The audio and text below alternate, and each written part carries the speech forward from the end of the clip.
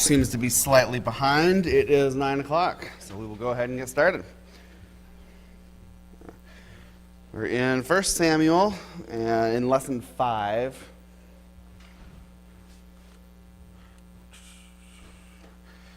And we talked about last time how Samuel anointed Saul privately, how God gave Saul another heart, talked about some of what that meant, and then Samuel announcing to the people and that Saul is king, setting him forth as the new ruler and leader. And we closed last week by talking about Saul having kind of this moment of fear, cowardice, whatever word you want to use for this, that when Samuel announces him, they can't seem to find Saul, and he is hiding among the baggage. And you might almost think that this is just an expression of humility, and we have previously praised that, it's a good thing that Saul was maybe not too eager to become king.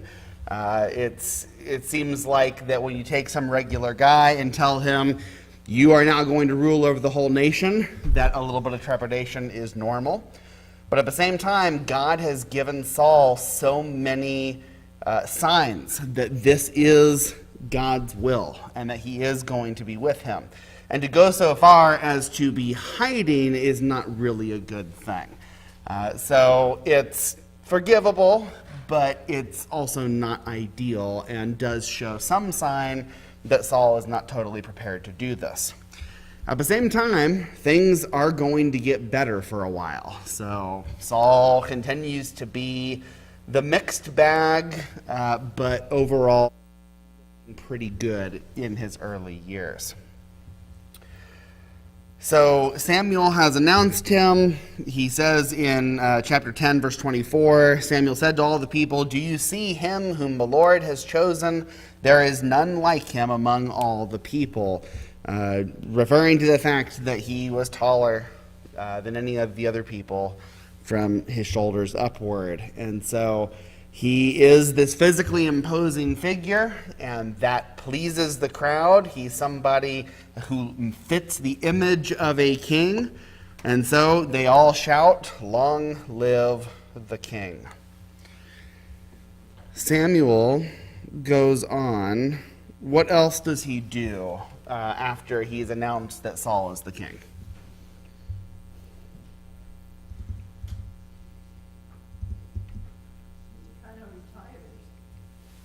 He does before that, because he's going to give his whole farewell address later, but in this same ceremony, what does he tell the people? Gary.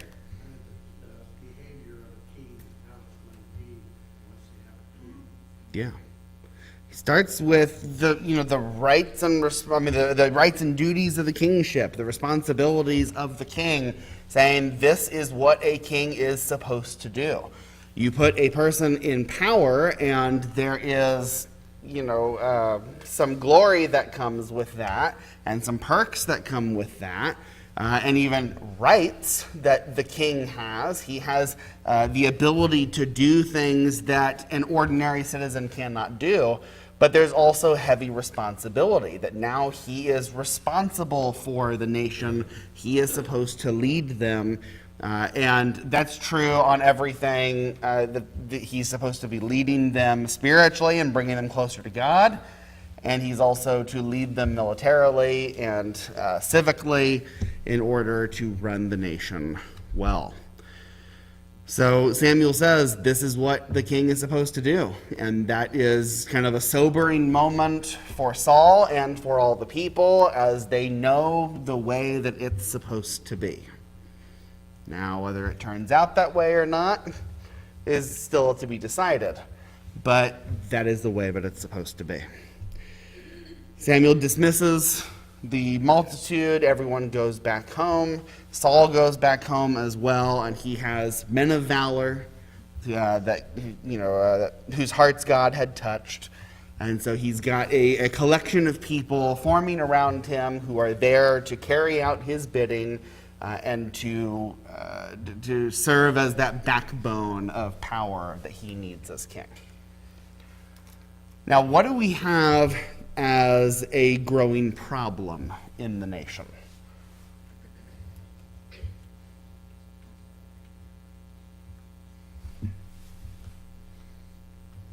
Gary? I believe the word used, despise. Some despise the selection. Yeah. Okay, not everybody's on board. There are always naysayers. There are always people who either didn't want a king at all or didn't think that Saul himself should be king. Maybe they were rivals themselves or had somebody else that they thought would do a better job. And verse 27 calls them worthless fellows in the translation that I'm reading from. They are not going along with what Samuel and God have ordained here. They're not going along with the rest of the nation. They're looking to cause trouble. And they say, "How can this man save us?" And they despised him and brought him no present, but he held his peace. Saul held his peace. So Saul does not have the whole nation behind him, though he is accepted by the majority. There's still this group of people who think that he's not fit to lead, that he's not going to be successful in actually delivering them from their enemies. And Saul has that to deal with, but he doesn't do anything about it right away. Remember, he already has men of valor around him. He's already been rightly declared king. He has a lot of options at this point. He could go and seize those worthless fellows and have them put to death, have them imprisoned, have them punished in some way. He could seize their property. He could do anything that a king could do. And there's some argument where Saul could say, look, the nation needs to realize that I'm not a judge like Samuel. I'm a king. And if you go against me, there's going to be problems. But he actually plays it a little bit cooler than that. And he bides his time. He looks for an opportunity to prove himself and to win the hearts of the people. And that turns out to be very successful for him. And to describe how he does that, we need to go into chapter 11 and see what is going on with Nahash the Ammonite and the city of Jabesh Gilead. Is there anything else you wanted to bring up in chapter 10 before we move on?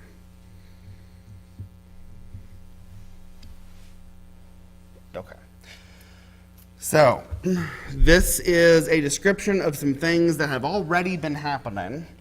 That this is not necessarily a new development just at this moment. The Ammonites have already been causing problems. There is a manuscript among the Dead Sea Scrolls that inserts some extra verses at the beginning of this chapter. The provenance of those extra verses is debated, and I'm not necessarily going to take a hardline stance on that, but what those extra verses show is that Nahash has already attacked Reuben and Gad. He's already been oppressing the people. He's already taken a bunch of people captive and has gouged out their eyes, and people are fleeing to Jabesh Gilead looking for safety. So we have at least one manuscript that seems to be a quality manuscript that says that. That being said, it's not in the others, so we're not totally sure if that is exactly what happened or not. If it's not that, it's probably something similar, because it wasn't uncommon for these nations around Israel to come and to cause problems, to attack certain cities, to try to take over different areas of land. Remember, this is why Israel wanted a king at all. They were having problems with their military, problems defending their borders, problems holding their own cities. And they thought, if we have a king, he'll be able to keep the border protected. He'll be able to make sure that nobody can just come in and take over a city. So Either Nahash had already begun that in attacking Reuben and Gad, or some other variation of those events. But what we do know for sure is that he is laying siege to this city, this fortress of Jabesh Gilead. And obviously the people are afraid, because they say to Nahash, make a treaty with us, we will serve you. They've not been successful in fending him off. They do not believe that they can repel the attack, and the siege is going to be successful, so they are trying to surrender. Give us the terms so that we can live. What are the terms that Nahash proposes?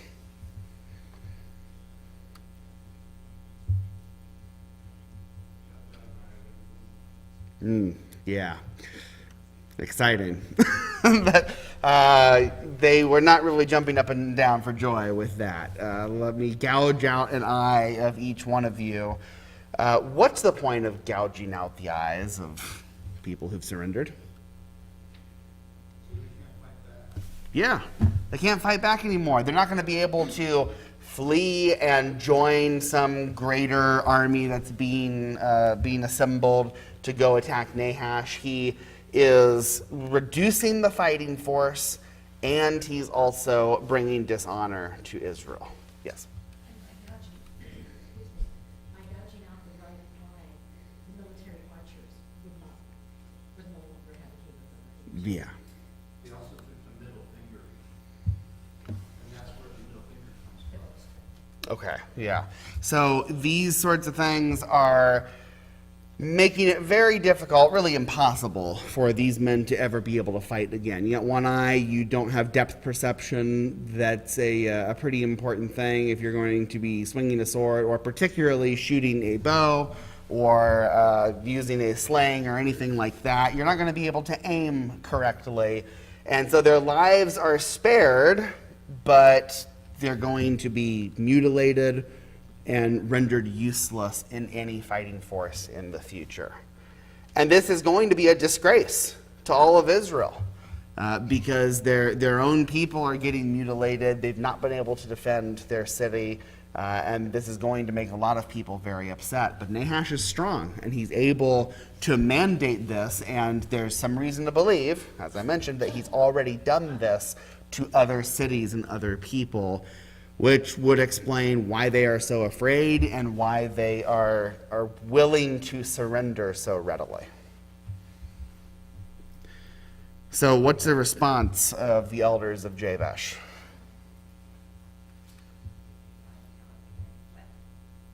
Excuse me? Yeah.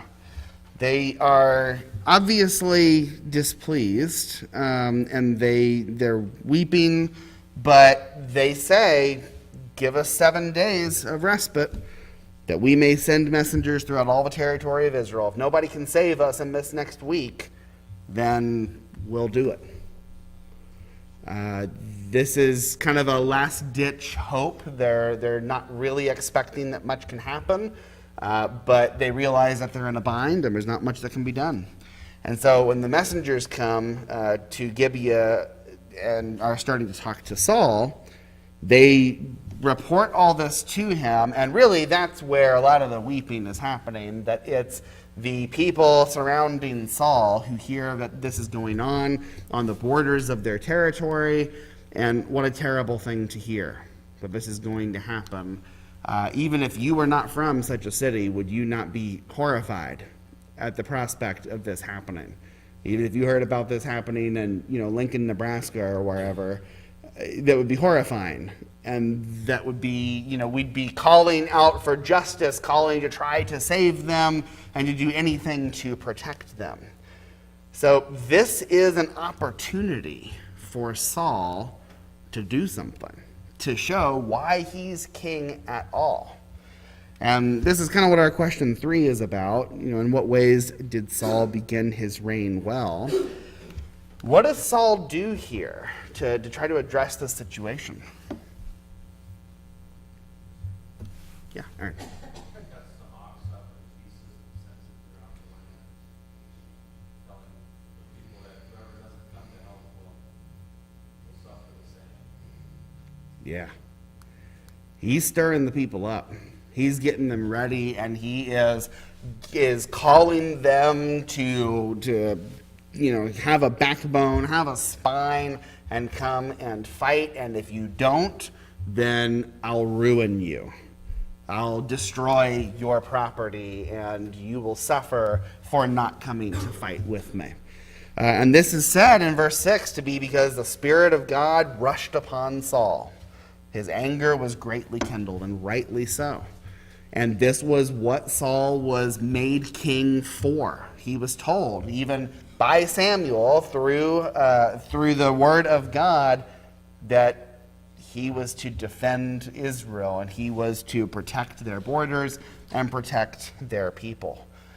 So Saul obviously can't do that by himself. He's not going to go solo fight against Nahash, but this is the first real test. Can he stir up the people? Can he assemble an army and go successfully attack Nahash? What's the response of the people when Saul does this? That's pretty good. That's a pretty good response from the people. He's able to get 330,000.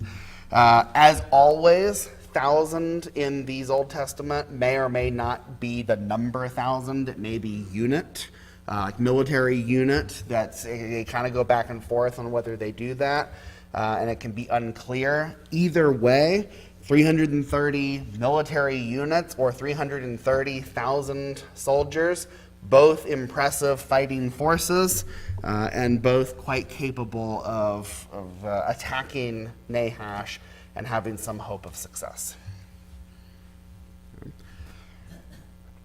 So they said to the messengers who had come, go back to Jabesh Gilead and say, tomorrow by the time the sun is hot, you shall have your salvation. And what do the people of Jabesh do then?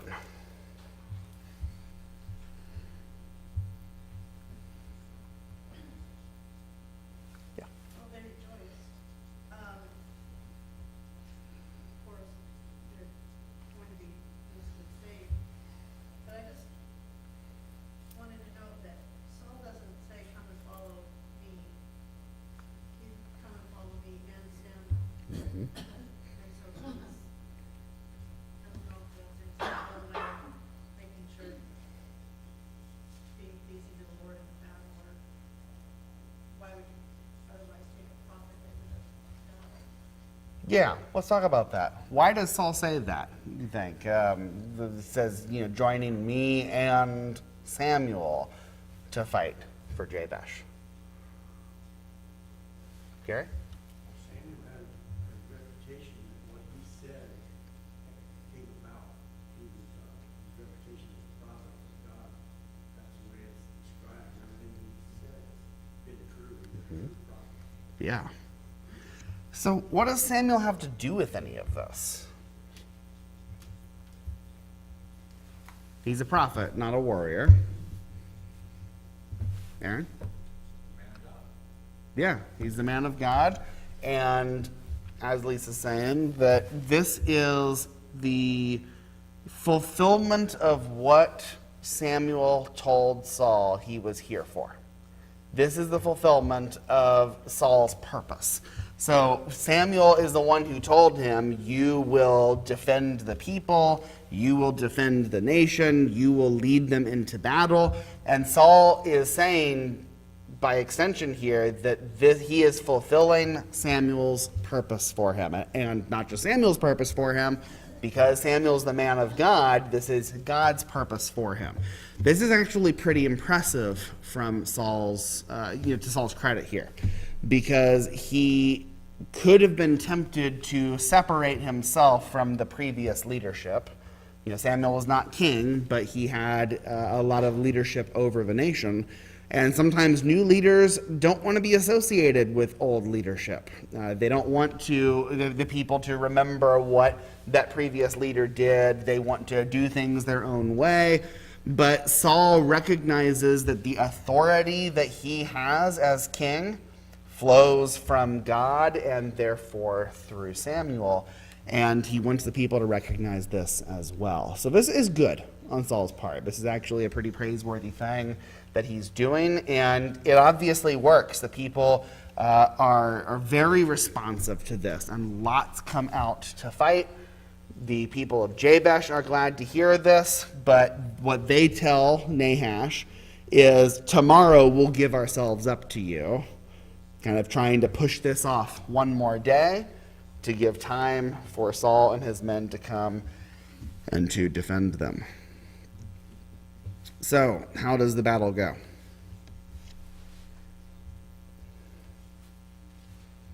Yeah. Goes the way it should go, because God has stirred Saul up, and God is with him during this battle, and assured him.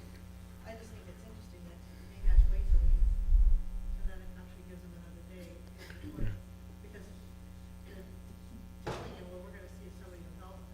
Mm-hmm. So to me, it doesn't seem very military-like sound to wait a week and wait until maybe come and help us. Mm-hmm. But it's interesting how they have that much honor, I guess. Either that, or I'm inclined to think it's because Nahash really believes he is so strong that it doesn't matter who Israel sends. That Israel would never be able to defeat him. It wouldn't be the first arrogant king of a nation to believe that they were invincible. If he's already had a bunch of success against Israel, then from his perspective, he's toying with them. Sure, wait a week. Bring somebody here to come and to help you, and I'll defeat them too. Oh, you want another day? Sure, I'll give you another day. You're going to have to be mutilated by me eventually, or I'll come in and kill all of you. The siege, though, on one hand, there may not be much that Nahash can do to actually push things that very day, because the way a siege worked, remember, is you're kind of waiting them out. So the answer here, if the people of Jabesh will not submit and will not surrender, is for Nahash to wait and for him to continue to starve them out and to make some attempt to breach the walls. So it may be a practical thing that he is trying to protect his men, trying to not suffer more losses than necessary. You weaken the people, and then you're able to go and to penetrate the city and to destroy. But if you can get them to surrender, whether it takes a week or a week and a day or however long, then you're able to speed up the process a little bit. So I think we got some combination of those things happening. But Nahash fully expects to be victorious. There is no doubt in his mind that he's going to be able to either kill them or mutilate them and bring dishonor to Israel as a result.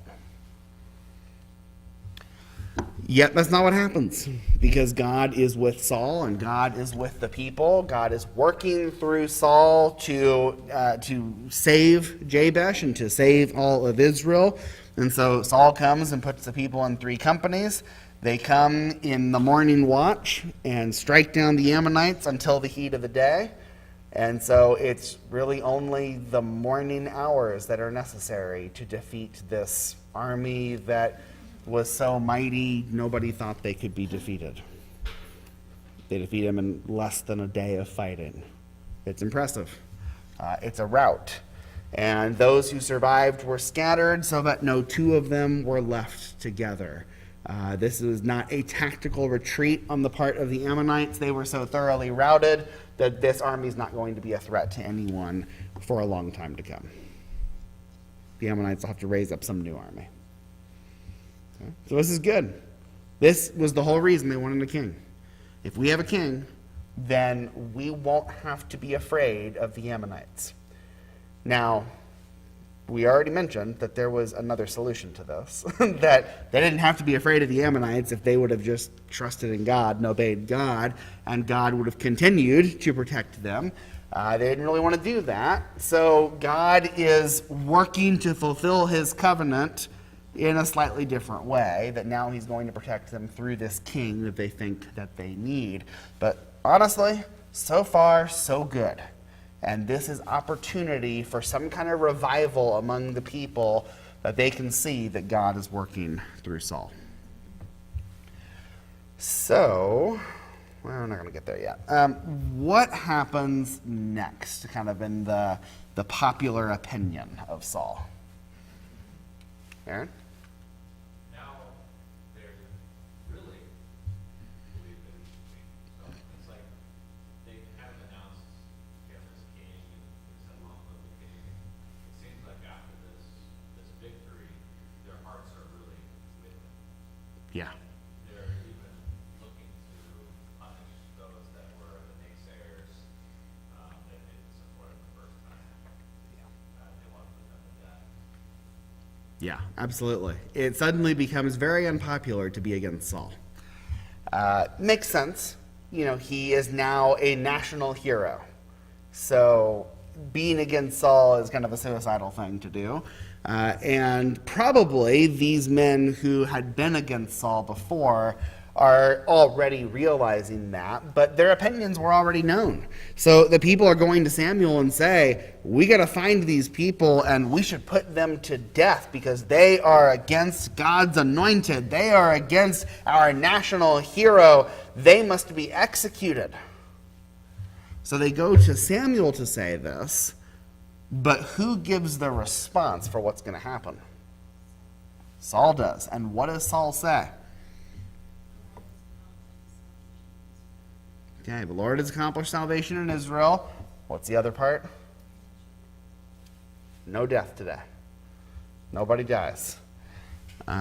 He is taking the high road here. Again, he is justified in, putting to death the rebels, the naysayers, the people who refuse to submit to him. He has royal authority and God-given authority to rule over this nation. So those who refuse to obey could certainly be put to death. But Saul doesn't want to do that. He is working on winning their hearts, and he has become very popular as a result, and this has all gone extremely well for him. I am impressed with what he's done so far, because I know that Saul is not a perfect person. I know that every step he's made has not been completely ideal, but you couldn't ask for much better in this trial by fire. Like, this is what you want to see out of a new king. This is what you want to see out of somebody who's still learning the ropes of this new job. He's been able to save his people, and he's been able to act in a very kingly, mature kind of way. And he gives God the credit for the battle. Like, man, this is pretty good. If he can do this and maintain this, he's going to be an amazing king. There's foreshadowing there. Okay, so Samuel tells the people, let us go to Gilgal and there renew the kingdom. Everyone goes to Gilgal. There they made Saul king before the Lord in Gilgal. He's already king, obviously. But this is just kind of another ceremony, another celebration of the whole event. Aaron, go ahead. Well, it gives the people a second chance that did not support him the first time. So rather than putting them to death, now they can participate in this renewal Yes. of Saul being announced as king. Yeah. Show support.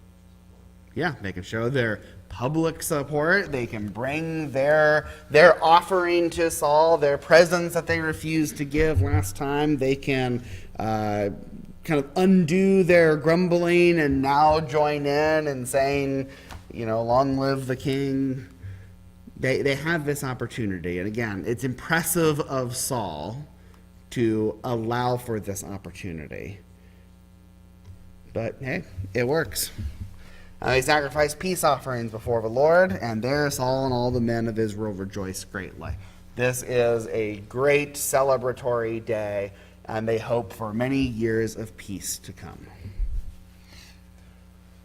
Anything else in chapter 11 you would like to bring up?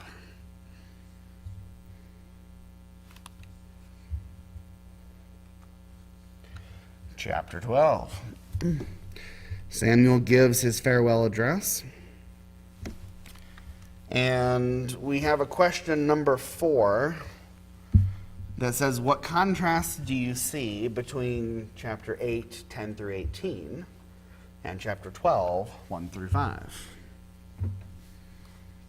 12, 1 through 5 is this farewell address from Samuel, or at least part of it. What was being talked about in that chapter 8 passage? Okay. What the king would take from them. Remember all those things that Samuel told them, that king's going to tax you and going to draft your young men into his army and going to take your daughters and sons as servants and all these kinds of things, and kind of be a heavy burden upon you. So what's the contrast here in Samuel's farewell address? Aaron. Just the fact that he didn't do any of those things when he was judging the people, leading the people. Yeah. You can see Samuel looking back at his own life. He's kind of older at this point, and transitioning away from his leadership role now that Saul has taken over as king, looking back over what he has done, and he's able to say truthfully and to ask the people to understand this and do you see this, that I have not taken anything from you. I have not defrauded you. I've not taken your ox or your donkey. I've not oppressed anyone. I've not taken any bribes from you. Is there anything that you can point out, anything that you can latch on to that I have done that is wicked in any way? And the people say, you've not defrauded us, you've not oppressed us, you've not taken anything from any man's hand. And he said to them, the Lord is witness against you, and his anointed is witness this day, that you have not found anything in my hand. And they said, he is witness. So future kings, and even Saul, as he kind of gets on his decline, will abuse the people in different ways. But Samuel is able to say, I have nothing that can be latched onto as evil, and you have no complaint against me. And essentially, I want you to remember this when things do go wrong. Okay? Well, Samuel had done this with his sons were a different story. Yes. That kind of is where the king came in, because his sons were not good. And that was part of what complicated things, that Samuel couldn't even exactly point to his sons and say, let my sons just take over from here, because they were not of the same character that Samuel was, which honestly goes to show that children have the ability to make their own decisions.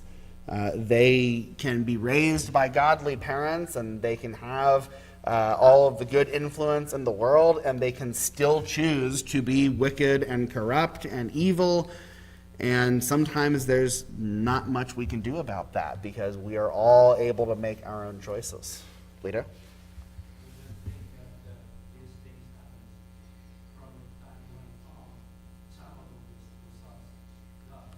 Yeah. Yeah.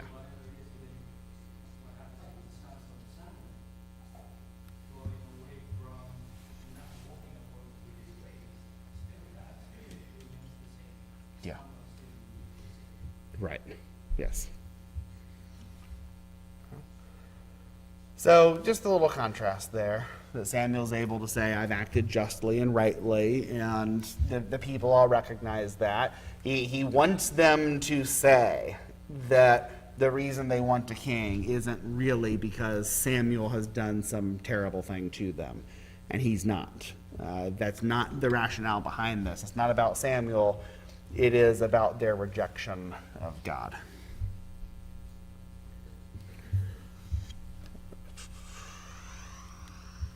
Okay. Question number 5 is, according to 1 Samuel 12:12, why did Israel want a king, and what should they have learned from chapter 7, 7 through 12?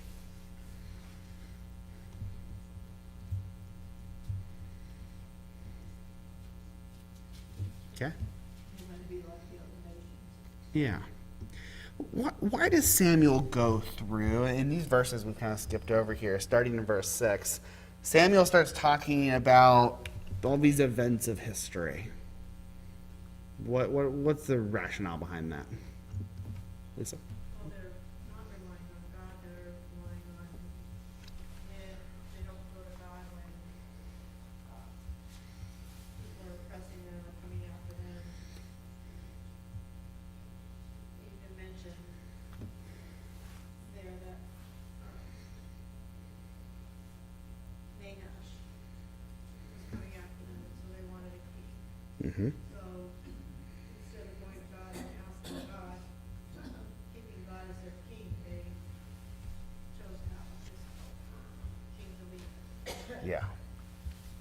So despite what we've seen that God was not necessarily against the general concept of them having a king, we've talked about this before already, their rationale for wanting a king was not good.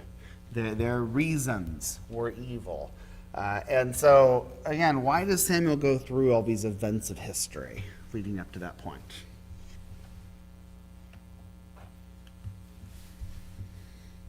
Lauren?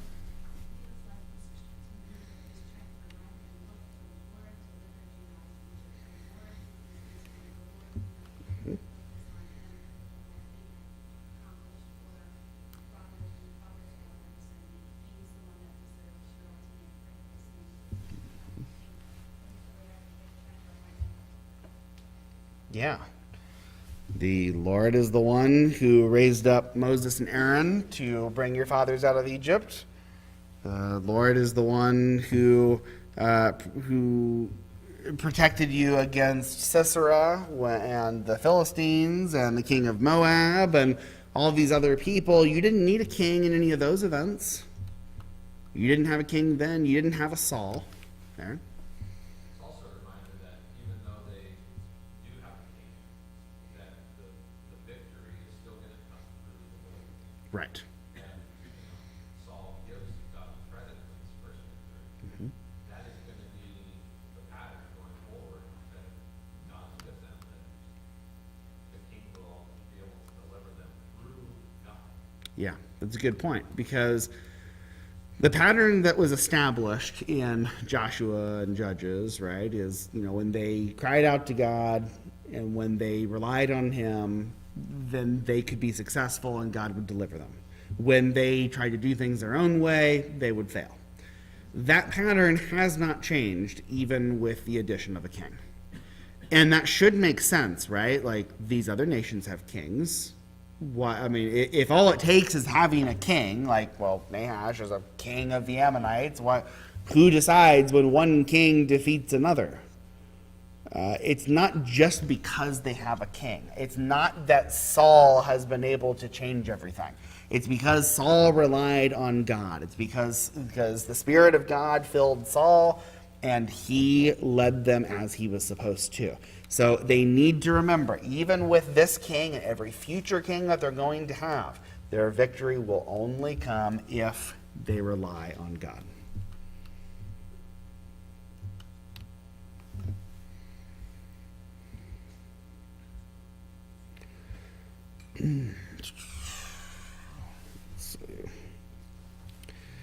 So if everyone obeys God, all will be well.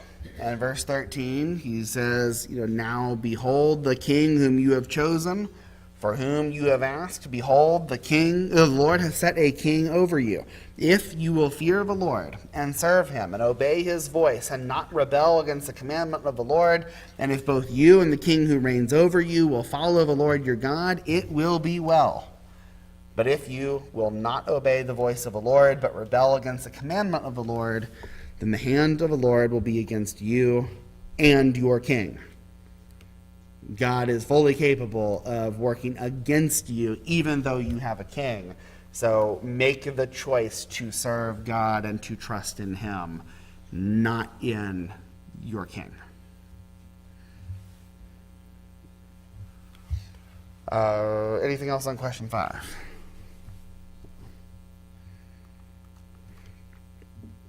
So Samuel does one more. Oh, yeah, Mark, go ahead. I think what you said earlier about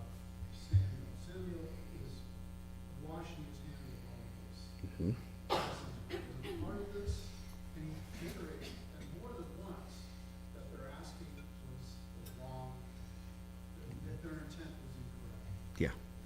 And it's almost like he's trying to make sure that in the annals of history, nobody can bring an accusation against him. Right. And that there's, all of their motivation is not correct. And I think he may have some kind of insight to what kind of king Saul's going to be.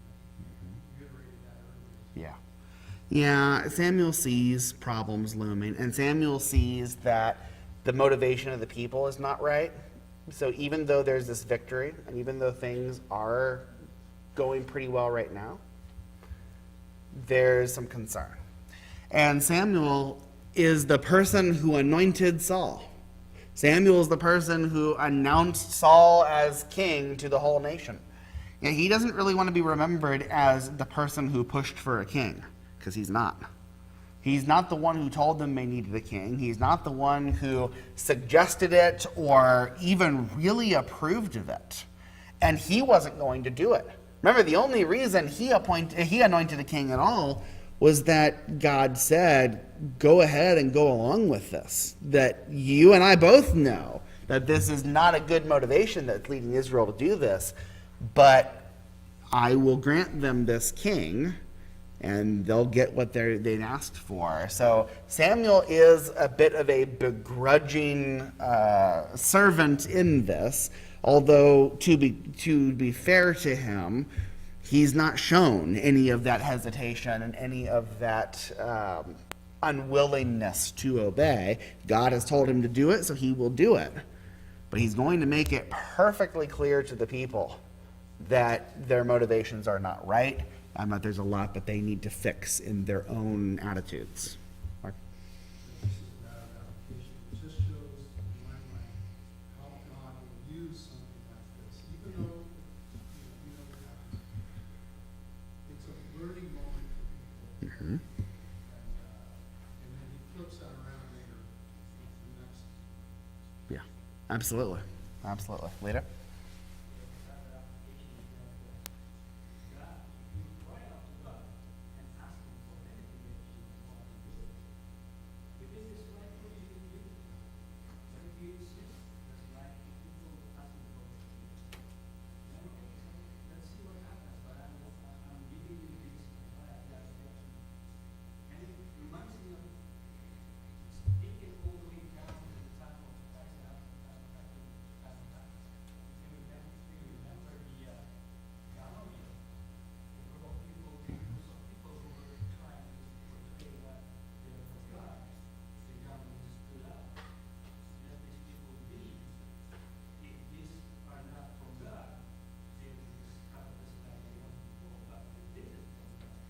Yeah.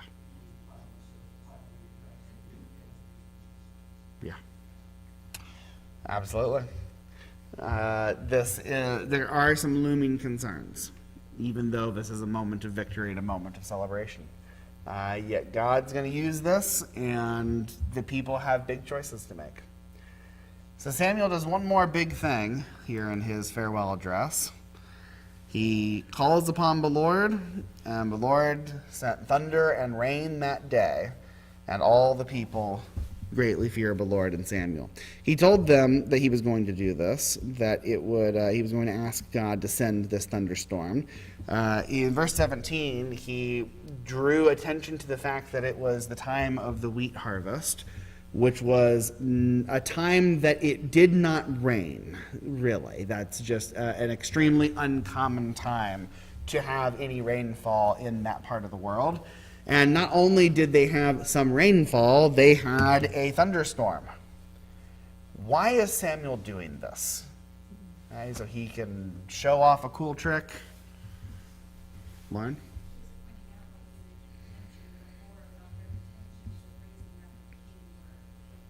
Mm-hmm.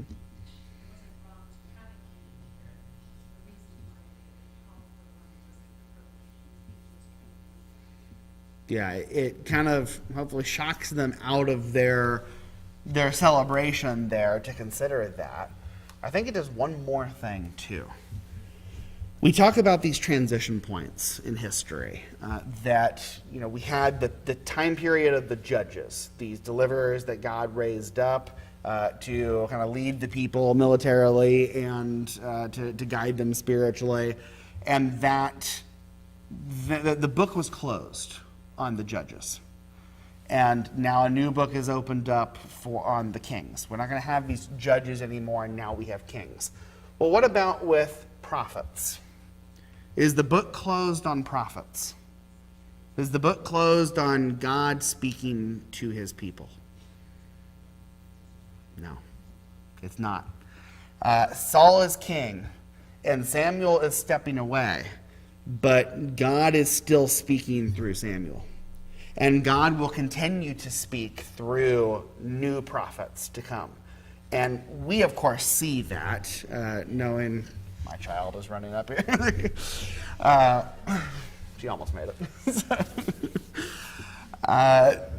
We, of course, know, looking through the Bible, that throughout Kings and Chronicles and throughout these historical books, that there are prophets that come and talk to the kings and talk to the people. But the people didn't necessarily know that would happen. We think, okay, well, maybe this is the end of not only the judges, but the end of the prophets, too. It's not. God will still speak to his people, and God still expects for them to obey the covenant that he made with them, whether they have a king or not. Thanks, everyone. Next week, we will begin Lesson 6.